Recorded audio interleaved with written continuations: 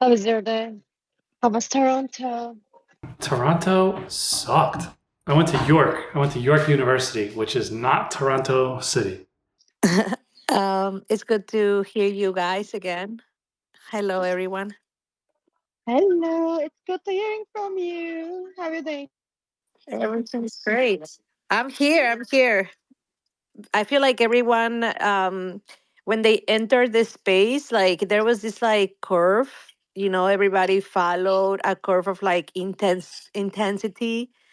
Like, and then like some people took a break to kind of like refresh and then came back to the space again. But honestly, like I never left. Like it just never really stopped. And yeah, continue being here. And it's great to meet people like everyone here in the space, in this Twitter space, along the way. So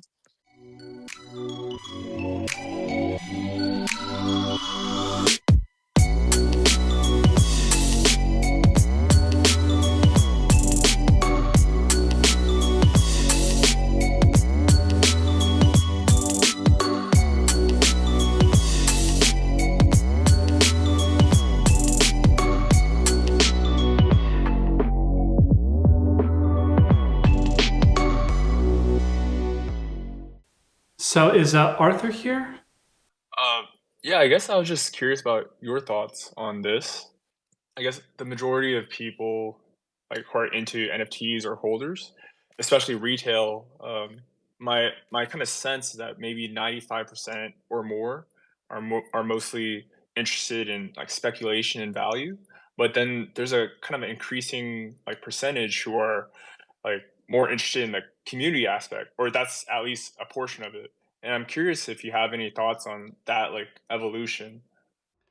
Yeah. So first, a little background on community and NFTs. What I never expected was these community events. I never expected I would be doing a podcast that's 120 episodes and people keep showing up.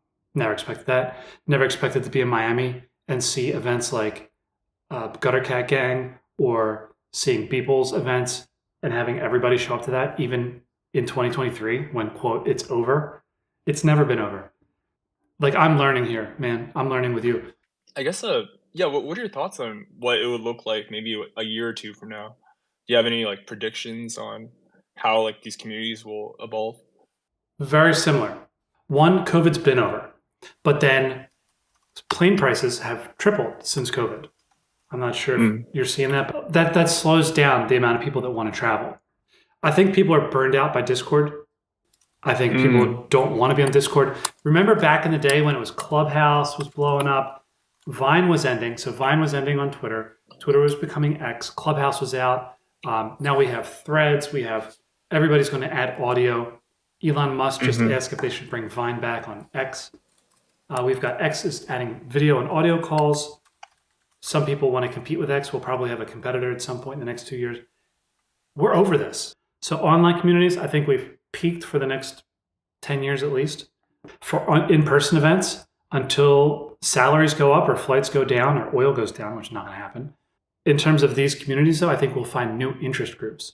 Right now we've seen memes of what? Pepe?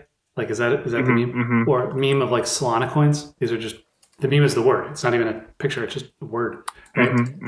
I think we're going to start seeing communities, whether they're NFT or very similar to this type of stuff, around Fortnite, like Fortnite Mm-hmm. meetups.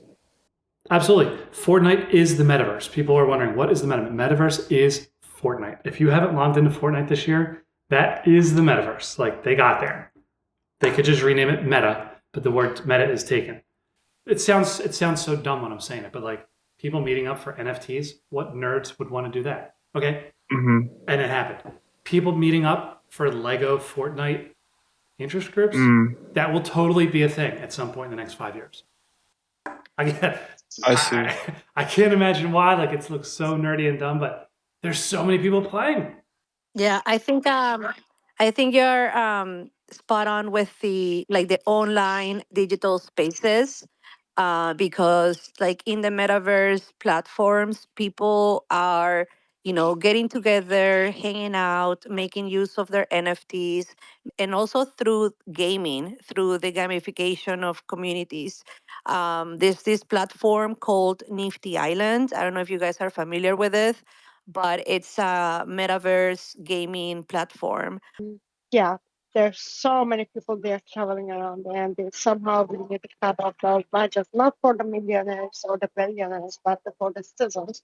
I think you're saying that the human affinity is we need to connect, whether it's going to be metaverse or something. Exactly. NFT came when flights were cheap. Everybody has stories of a ridiculous NFT event that you went to in the past 5 years that involved you going to a different country. But for the next 5 years, we're not going to have those stories. I'm curious if has the general like vibe at these events, like the people, the culture, have you seen any like big differences versus like 3 years ago versus now? Absolutely. NFT NYC 3 years ago was hysteria. This year, in NFT NYC was about a third of the peak, as many people. I went downstairs on the booths. I was like, this is it. There's a small area. However, the booths were all new people and they were all profitable businesses. They were actually businesses selling things. They had products. They had, they were outside of technology. It was a cookie company. They sell cookies. Oh, wow. They sell corporate gift boxes. And they're flirting with co-marketing with NFTs. Beautiful. Okay. What's going? Hello. Yeah. At some point, if you go down into that, they are the one providing the means to that. But in the other way, they could also tell that they are just like software provider, and in the end sell the technology to someone else, and just decentralize RPCs and this kind of stuff. That in the end are the one giving the prices in them. So, either you kind of separate all of that, or you do that in one go? Because you are talking about insurer, right? Yeah, so the way this works is, one of the things that government agrees on is that if the thing is decentralized, it's basically immune from all these regulations. And decentralized includes validation processors. However, the things that we're doing today are not using decentralized services. DeFi is very centralized.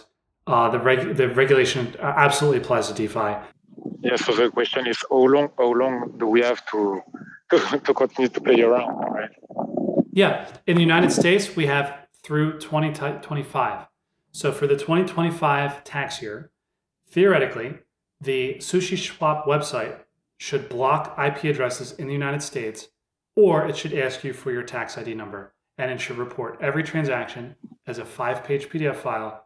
Yeah, from a European standpoint, every time we are building like DeFi software, lawyers advise us to just block the Americans, like put geo restriction on that. Europe's even worse. So Europe has the MiCA and the Data Act.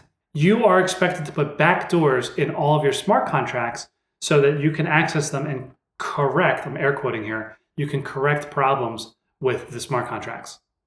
And also, as a developer, just the programmer, you can be liable for the activities that happen on the smart contract. I'm just reading you what is in the regulation. Who knows if they're actually going to sue people over this? Well, one of our deputies at the Europe level wanted to have like every transaction KYC, and Aurore Laluc has been known to be an opponent to any crypto, anything related. She wanted at some point even to ban anonymous wallets. We need to show up. We need to help them. We need to help the regulators. We need to explain these things to them. They absolutely do want to stop unhosted wallets. The VASP, the virtual asset service providers, they want to register every one of them. And I support most of that. There's a lot of edge cases that they are completely out of line. They don't understand. And MiCA doesn't apply to NFTs whatsoever. NFTs are absolutely exempt from MiCA. And I'm sure that people are going to abuse that. And I actually want NFTs to be included in MiCA. So I'm talking to the countries. I'm like, look, you should not skip NFTs from your regulation.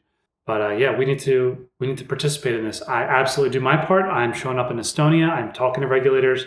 I talked to the guy who shut down over 2,000 virtual asset service providers, and the ones that are left are all regulated.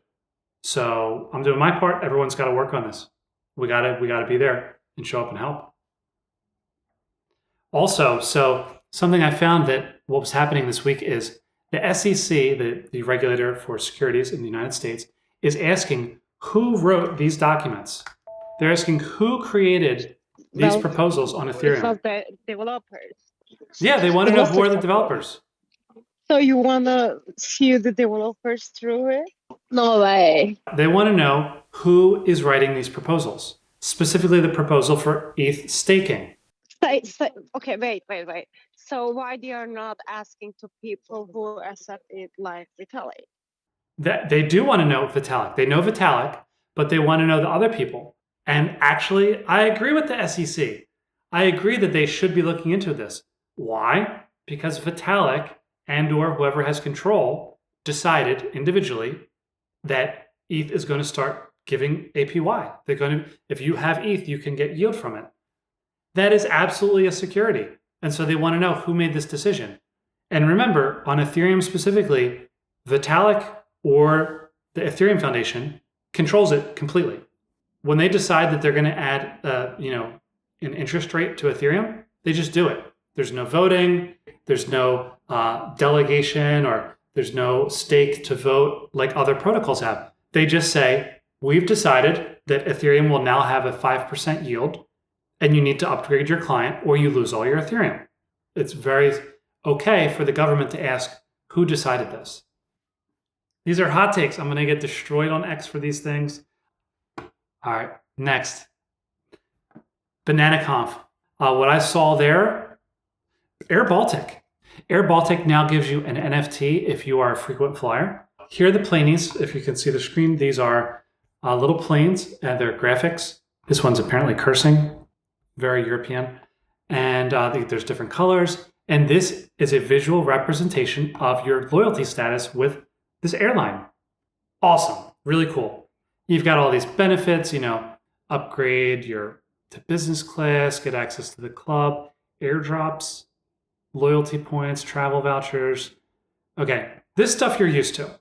I'm sure there's some people on this phone call right now that get status. In fact, someone on this phone call even runs a travel blog.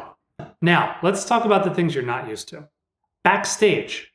What does that mean? You can go to the AirBaltic headquarters. So you can get into places other people can't get into to meet them. You can get into the hangar where they work on the planes. And you can go meet the people. How cool is that? This approach to giving over-the-top experiences for people that are your biggest fans is totally an NFT/future/community thing. And whatever you do, people think you're the coolest thing. So give them the coolest experience. This is absolutely how you should run every company in the 21st century. L2P was a website. I met the team there. This is just talking about all the different L2s. They've got a nice scoring. L2s, we've seen a lot of L2 hacks, bridge hacks, and it's been a disaster. Just comparing these things, and I think it's a great project, or I think it's at least a great attempt, a great thing to be doing. I saw them there. What else do we see? Women of Web3 had an event. ETH Talon, sponsored by Ethereum Foundation. DeSci, DESCI, was huge.